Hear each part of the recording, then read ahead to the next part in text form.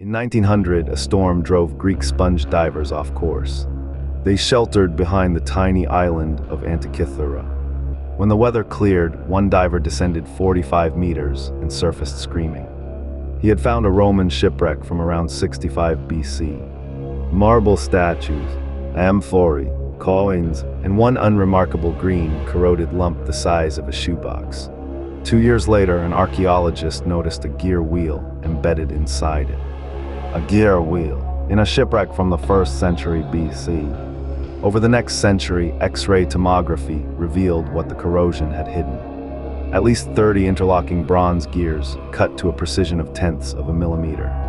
A differential gear not seen again in Europe until the 16th century. Dials engraved with over 2,000 ancient Greek characters.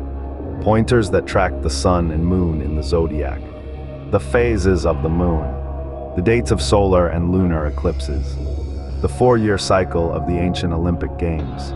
A hand-cranked analog computer, built between 150 and 100 BC, 2,000 years before anyone thought such a thing could exist. The problem is not that the Greeks were incapable of astronomy. The problem is the manufacturing.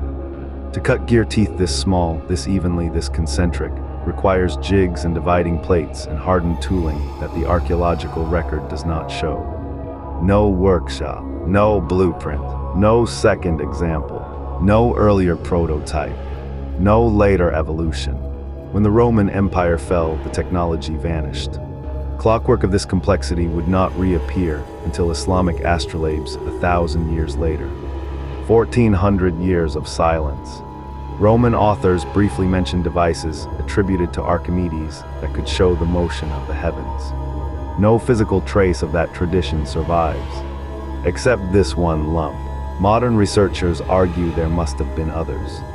Sister machines lost, workshops silted over, perhaps a school in Rhodes tied to the astronomer Posidonius, perhaps a Syracusan lineage descending from Archimedes himself.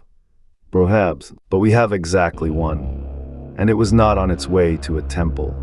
It was in the cargo hold of a merchant ship, headed west, most likely to be sold in Rome.